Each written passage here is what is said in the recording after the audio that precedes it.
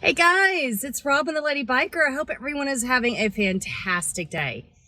Well, as I said here in Perth, it's morning, and no, you don't need to adjust your screens. Yeah, I'm out on a new adventure today. Have you ever ridden on the opposite side of the road? Come on, I'm going to tell you a little bit about my experience doing it.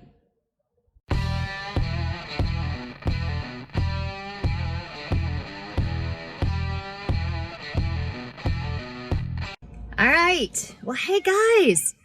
Okay. Here in Perth. Now, many of you know, if you're new to my channel, you may not know this yet, but clearly I'm originally from the States, from Texas, but I'm now living here in Perth, Australia.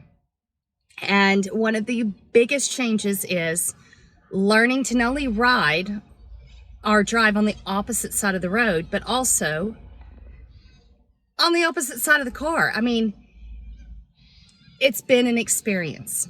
So anyway, guys, I'm gonna head out for some travel time, gonna head out and do some things, gonna get some road time. Then I'm gonna come back and share with you my tips for flipping it and driving on the other side of the road. Come on, let's go for a ride.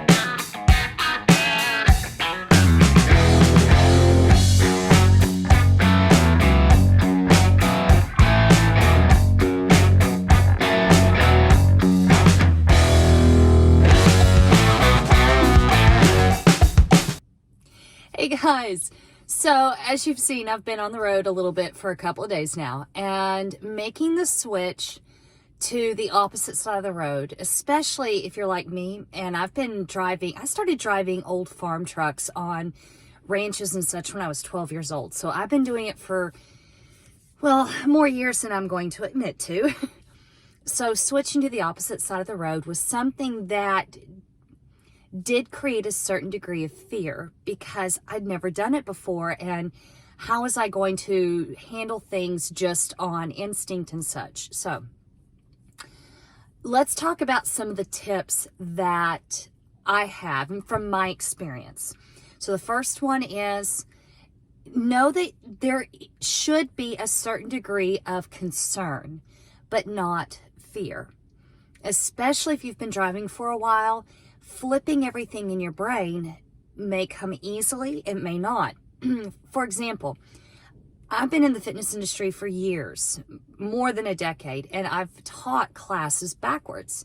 So I'm pointing with my left hand and telling someone to turn right and go, no, my instructor right. So flipping things for me came pretty quickly. Allie, it took him a little bit more concentration at first, but then he was able to shift as well. So there should be a certain degree of concern because it is different and it is going to feel odd, but it should not create fear, because guys, fear is what holds us back from doing the majority of things that we love in our life. So don't let fear stop you. So that was number one.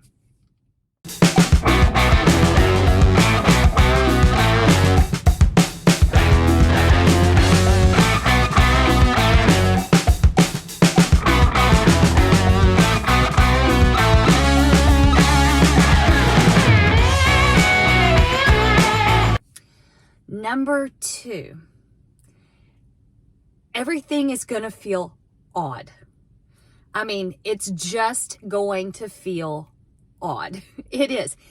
everything, when you, especially if you're coming into, like here in Australia, where everything in the car is on the opposite side than what I'm accustomed to. And so when we rented this car, we purposely rented an automatic because everything's on the opposite side. It feels odd. The steering wheel's on the opposite side, the turn signal's on the opposite side, the rearview mirror's on the opposite side, which surprisingly was the thing that was the hardest for me to get used to, was where to look for the rearview mirror. Everything's on the opposite side. So I did not want to have to deal with also trying to shift with my left hand as opposed to my right. So it's going to feel odd. Embrace it for what it is. Know that you're going to reach over to hit a turn signal and you're going to hit your windshield wipers. It's going to happen. But, it's just like anything else. It's a skill. And with a little bit more practice, it's going to come second nature. All right, so who's driving? You are.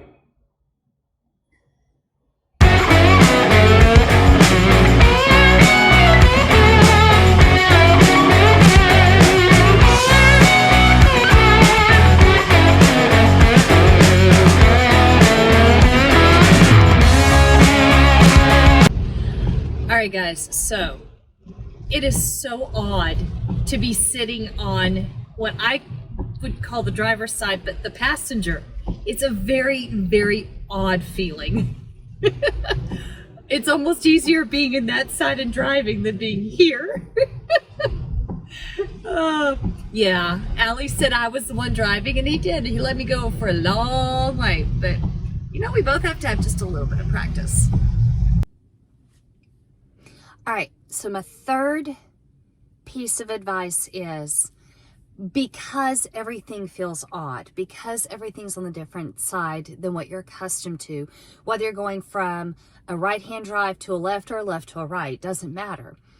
The biggest thing I have found is to make sure, at least initially, because everything's different, ensure that your distractions are minimized.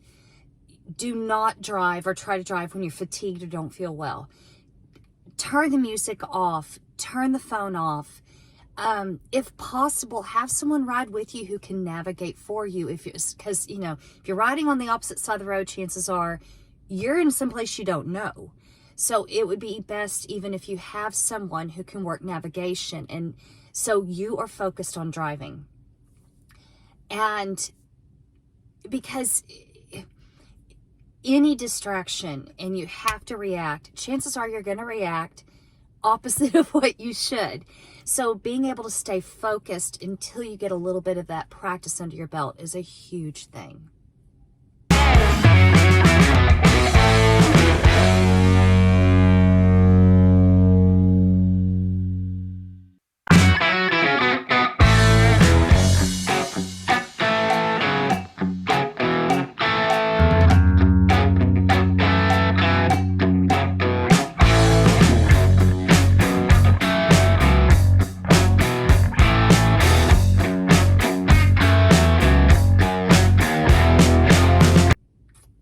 Finally, my last point. Drive, just like we say on motorcycles, ride your own ride. It goes for the same when you're in a cage. Drive your own drive. And when needed, wait for it. Even if it ticks off the person in the car behind you and they're honking their horn, don't do something to make someone else more comfortable and make a mistake yourself. I've already had one moment where I had to go at an intersection because I forgot which way to go. And I had to take like 2 seconds to remember to keep left.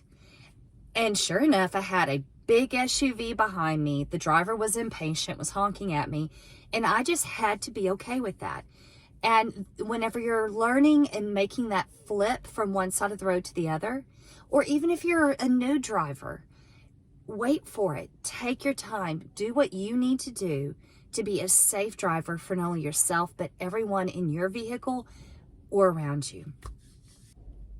All right, guys. Well, that finishes it up. I want to say a big, huge thank you to No Birds Bayway car rental in Subiaco, Western Australia.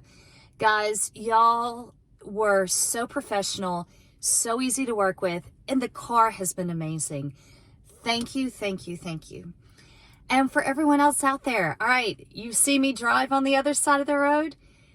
Hopefully soon I'm going to be renting some motorcycles to test ride, some ones that I'm thinking about for some commuter bikes, and I'll have to do something about riding on the other side of the road. And I think that one's going to be a little bit easier because at least I know where everything is on a motorcycle. But guys, for those of you who can, get out and ride. When you do, have fun, be safe, and I'm going to see y'all in the next video. Bye, guys.